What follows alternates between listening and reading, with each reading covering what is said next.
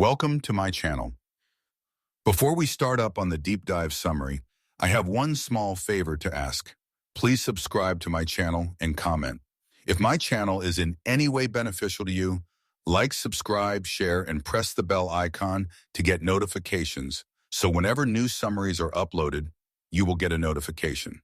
This deep dive is designed to be an exhaustive, hour-long audio-style summary broken down into detailed phases to ensure every nuance of Scott Galloway's The Algebra of Wealth is captured. Phase 1.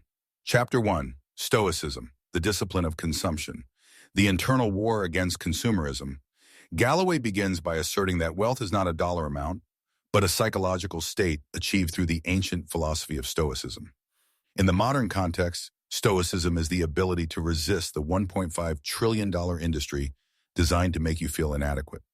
We are biological creatures wired to signal our status to attract mates and allies. In the savannah, a colorful feather or a successful hunt was a signal of fitness. In the 21st century, that signal is a Porsche or a designer watch. However, Galloway points out the status trap. The more you spend to look successful, the less capital you have to actually be successful. He argues that wealth is the gap between your ego and your income. If your income is $100,000 and your ego requires a $95,000 lifestyle, you are economically fragile. If your income is $50,000 and you live happily on $30,000, you are on the road to freedom. The burn and the margin. A massive portion of this chapter focuses on the concept of burn.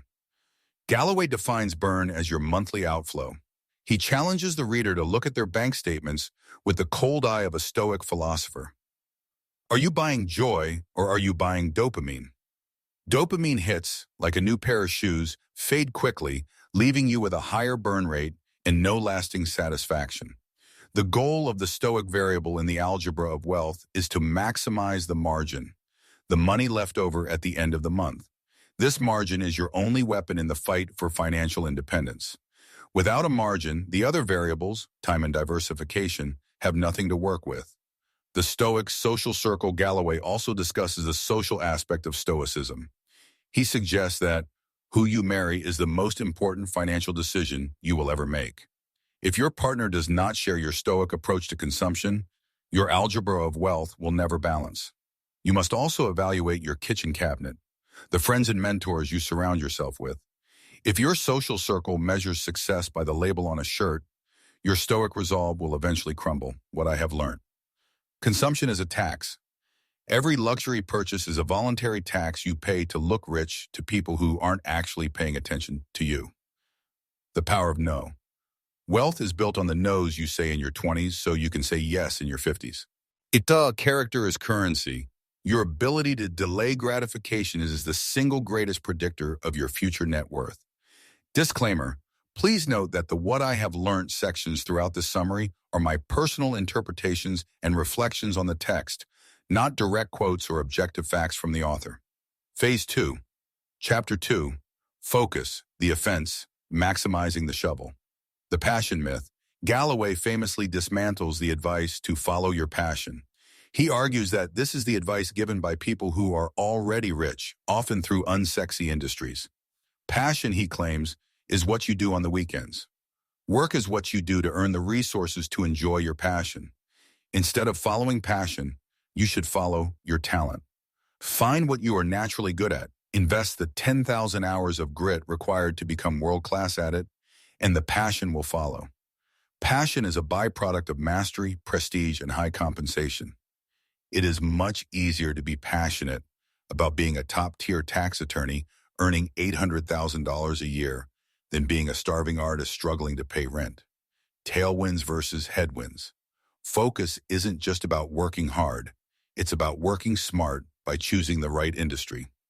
Galloway introduces the tailwind concept. If you are a genius in a dying industry, like local newspapers, you will still struggle. If you are an average performer in a booming industry, like artificial intelligence, cybersecurity, or healthcare, the wind will push you forward. He encourages young professionals to look at market dynamics. Where is the capital flowing? Where is the scarcity of talent? Focus your energy on these growth ponds. He also emphasizes the importance of the great city. While remote work is a trend, Galloway argues that the accidental networking and high-velocity career growth happen in super hubs like New York, London, or Dubai. The high intensity of your 20s. Galloway is a proponent of work-life imbalance in your early years. He suggests that your 20s and 30s are the time to work 80 hours a week to build your professional capital.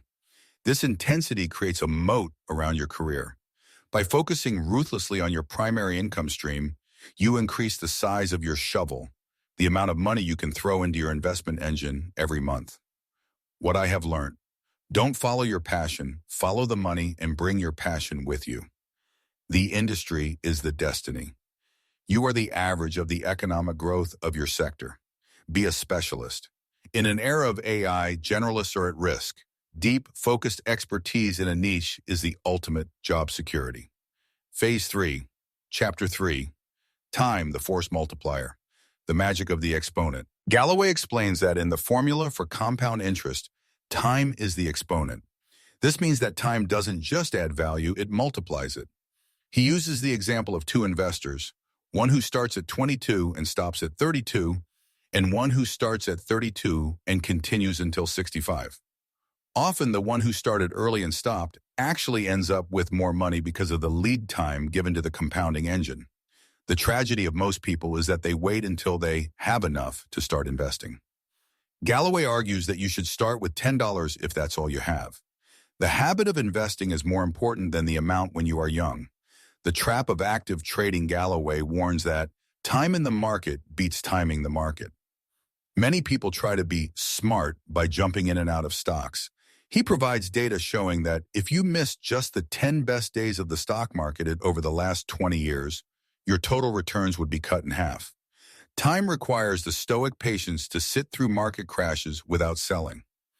Investing in your health span.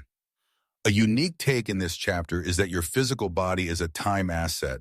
If you build wealth but your body fails at 50, you have cut your compounding short. Exercise, sleep, and nutrition are not just lifestyle choices, they are financial strategies to ensure you are alive to see the exponential growth of your portfolio in your 60s and 70s. What I have learned: compound interest is the eighth wonder. It works for you while you sleep, but it needs decades, not years. Consistency over intensity. Small, monthly investments over 30 years are safer and more effective than trying to strike it rich in 1 year. The now tax. Spending money today doesn't just cost you that amount.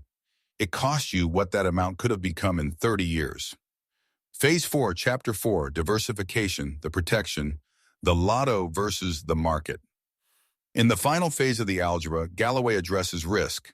He acknowledges that you get rich through concentration, focusing on one career or one business, but you stay rich through diversification. He is a vocal critic of the YOLO, you only live once, trading culture. He views day trading and heavy crypto speculation as forms of gambling that provide dopamine but destroy wealth. The low-cost index fund, the hero of Galloway's investment strategy, is the low-cost S&P 500 index fund. He argues that since 90% plus of professional money managers cannot beat the market, you shouldn't try either. By buying the entire market, you are betting on human ingenuity and global growth, which has historically been a winning bet. Real estate and forced savings. Galloway discusses real estate as a key diversification tool. He likes real estate because it is a forced savings vehicle. You have to pay your mortgage, which builds equity. It is also an asset that is less liquid than stocks, which prevents you from selling it in a panic during a market dip. What I have learned: diversification is a hedge against your own ignorance. Since we cannot predict the future, we should own a little bit of everything. Avoid sexy investments. If everyone is talking about it at a cocktail party, it's probably too late to buy. Liquidity is freedom. Always keep enough cash to survive a down year so you never have to sell your stocks at a loss. Final summary, all key points. To conclude our hour-long deep dive, let's synthesize the what I have learned key points from the entire book. 1. Stoicism. Your net worth is determined by your ability to ignore the status games of others. Keep your burn low. 2. Focus. Don't chase passions. Chase talents in growth industries. Work with high intensity in your early years to build a career mode. 3. Time. Start investing immediately. Understand that the last 10 minutes of your time in the market will provide 90% of your wealth. 4. Health as wealth. Longevity is a financial multiplier. Protect your body to protect your compounding. 5. Diversification. Use low-cost index funds. Own the world. Don't try to pick the winners. 6. Valuable wealth is the freedom to spend your time with the people you love. It is the end of economic anxiety. Thank you for watching. Please subscribe and like and press the bell icon to get a notification when new summaries are uploaded.